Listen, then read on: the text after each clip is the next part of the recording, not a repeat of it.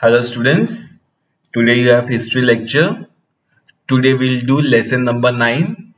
Name of the lesson is Changing Life Part 1.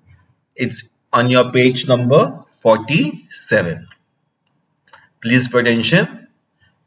So far we have studied the period from the year 1961 to 2000. So far we have studied in this history textbook all the lessons from 1961 to 2000.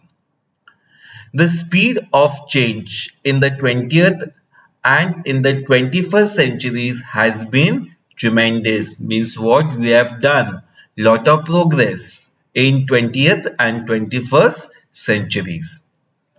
Human life is changing rapidly. So today human life is changing rapidly. Rapidly means it is changing very fast. Things which we could not even imagine earlier are now a part of reality. Means what things we were not able to think, today it is become a real.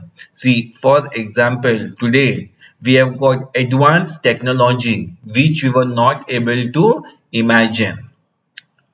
In ancient and medieval periods, ancient means olden periods, religion was an important part of person's identity. So what was important? Religion was important of person's identity. Now, modernization has posed some challenges before all religions, be it Hinduism, Islam, Christianity, Sikhism, Jainism, Buddhism, Zoroastrianism, or Judaism. So these are what? These are all our religions. But today, all religions are one and the same. Dr. Babasaheb Ambedkar brought about a sea change. Sea change means he has brought a tremendous change to Dr. Babasaheb Ambedkar in our traditional mindset. He brought it about through the medium of the Indian Constitution. And how he brought this change, we have got something called the Indian Constitution, and we have to follow all the rules and regulations according to this Indian Constitution. According to our constitution, all Indians are equal before the law. So, according to constitution, we are equal before the law and they cannot be discriminated against on the basis of religion. Now, what you mean by discriminated? Today, not a single religion is high religion or low religion. Today, all religions are one and the same. All citizens have right to freedom of speech. So today we have got freedom of speech. You can talk, you can express your desires and expressions. Freedom to assemble peacefully without arms. Without arms means what? You can collect but without any weapons. Freedom to form association. You can form your own association. Freedom to move, to live and settle down anywhere on Indian territory and to practice any occupation. So today you can start any work or any job of your choice. Indian citizens live anywhere in India, enjoy the right to nurture their language, script and culture. So today our language, our script is also very important. These provisions in the constitution shook the foundations of the caste system. Caste system was given lot of importance in olden time, but today we don't follow any caste system. It helped to make the practice of vocations running in the family absolute. Change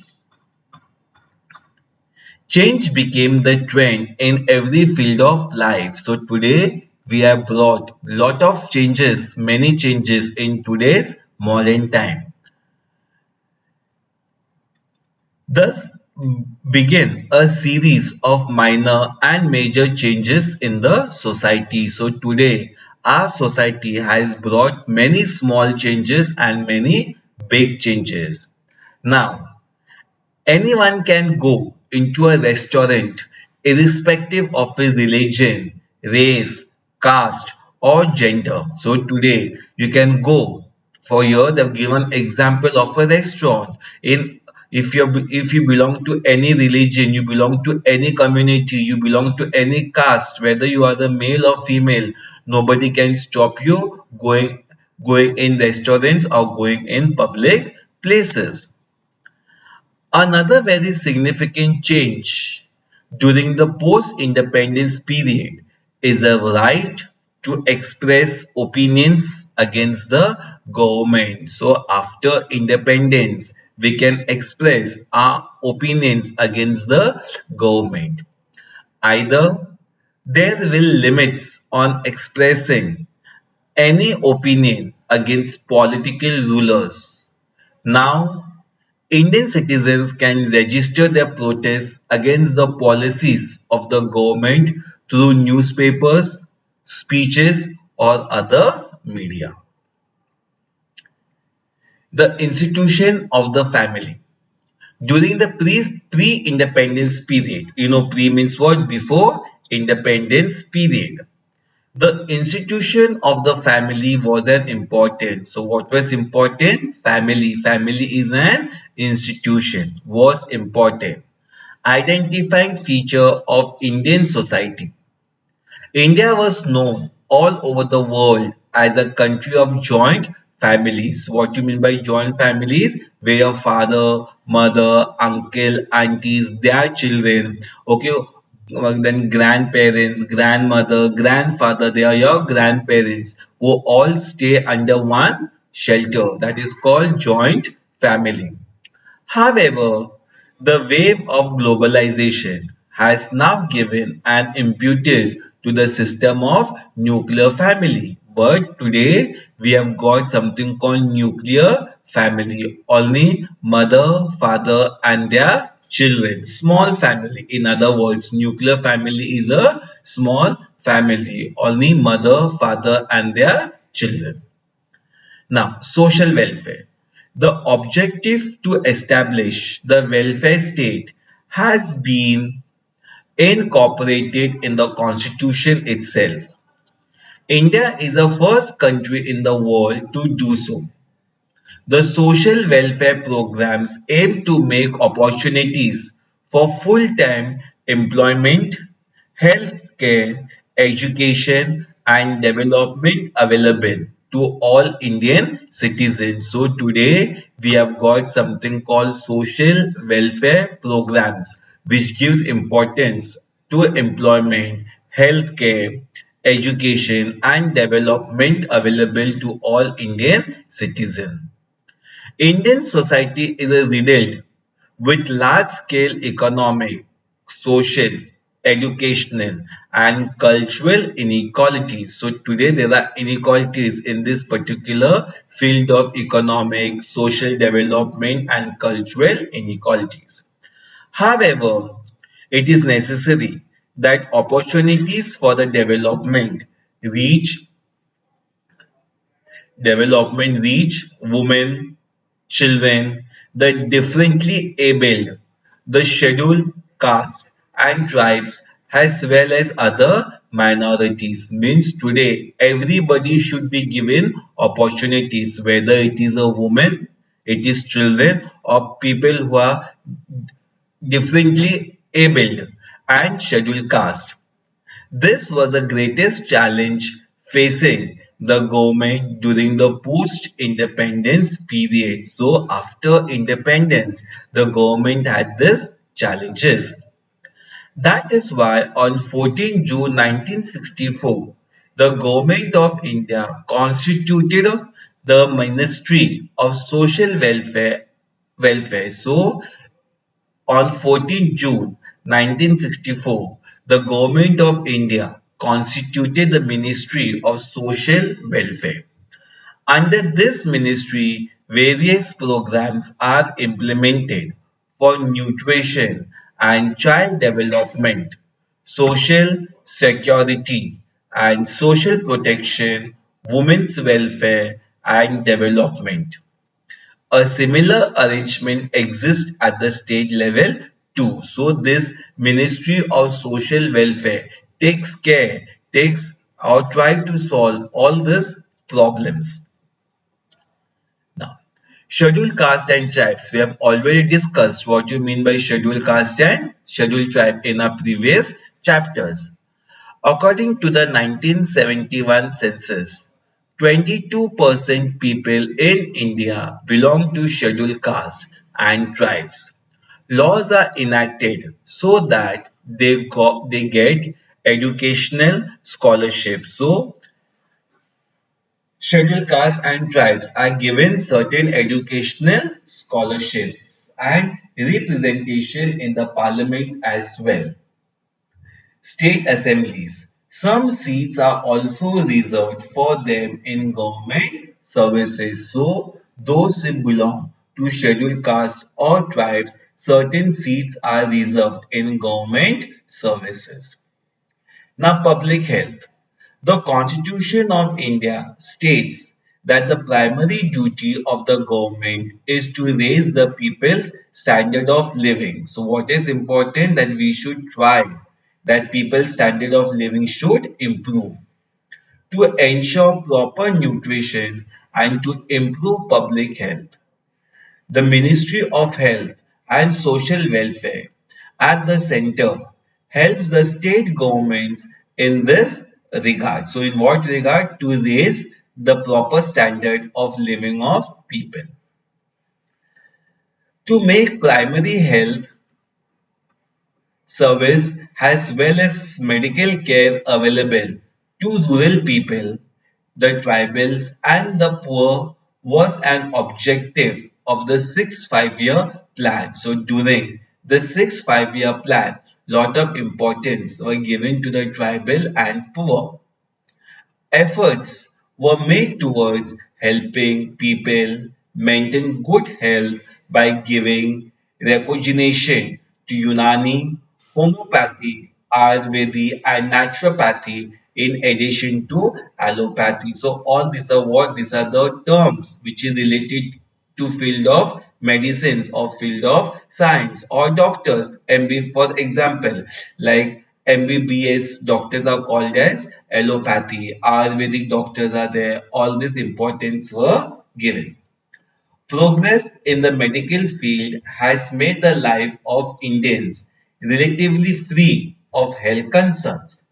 In 1962, the first successful open heart surgery was performed under the leadership of Dr.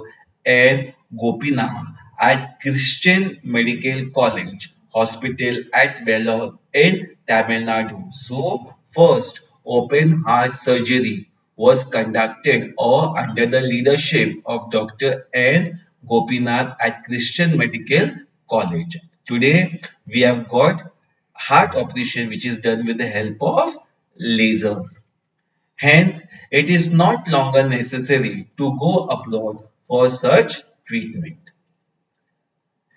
Similarly, the invention of the Jaipur foot, foot, has transformed the life of disabled in India. So those people whose hands or legs were cut, there was some new invention called the Jaipur foot. Before 1968, if a person lost a leg in an accident, he had to suffer for the rest of his life.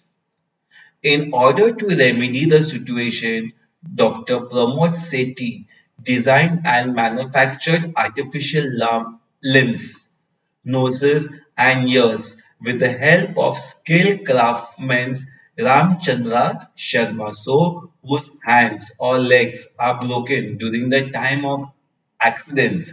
Then Dr. Pramod Sethi manufactured artificial limbs. The artificial body parts manufactured with the help of the Jaipur food technology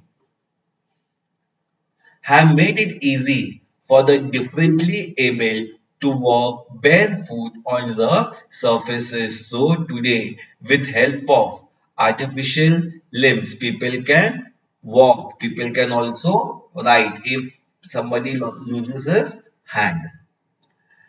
Walk barefoot on rough surface, go cycling, work in the fields, climb trees, and even climb mountains, etc. They save on the expenses on shoes as there is no need for footwear on these artificial limbs. They can bend their legs at the knees and sit crossed legs. These feet are also convenient while walking in water or wet conditions. So these artificial body parts are very helpful for those people whichever body part is missing. Then kidney transplant. You know what you mean by kidney. Since this surgery can now be performed in India, doctors have succeeded in saving patients' lives. Such surgeries were not so common in India till 1971. So, kidney transplant, this type of surgery was not possible till the period of 1971. But in 1971, it was successfully performed at the Christian Medical College Hospital at Vellore in Tamil Nadu. Dr. Johnny and Dr. Mohan Roy transplanted the kidney donated by a living person into the patient's body.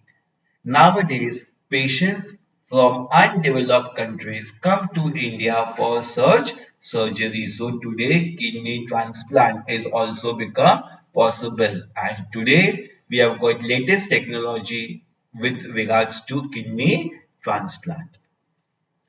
Then, test tube babies. You know what you mean by test tube babies.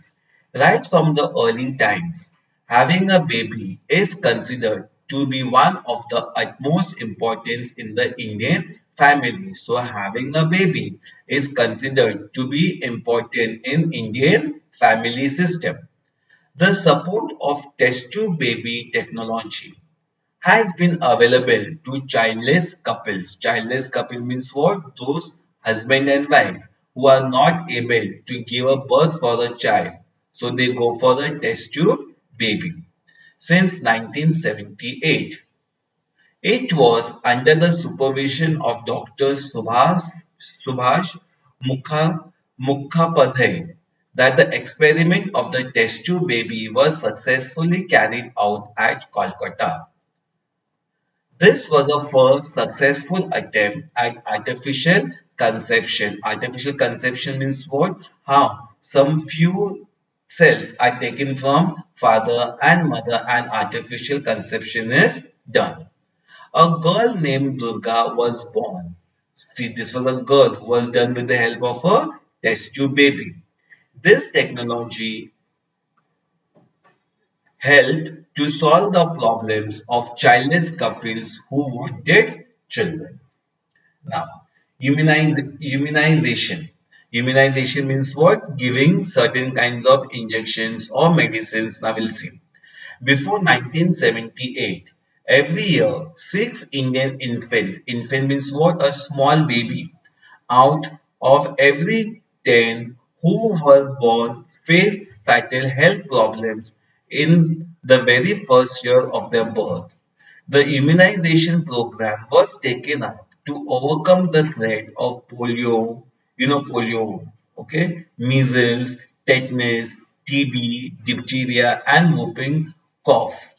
The pulse polio immunization program started in 1995 has controlled polio. So with this pulse polio immunization, today we have the control this polio. So hope so students you have understood till here. Thank you.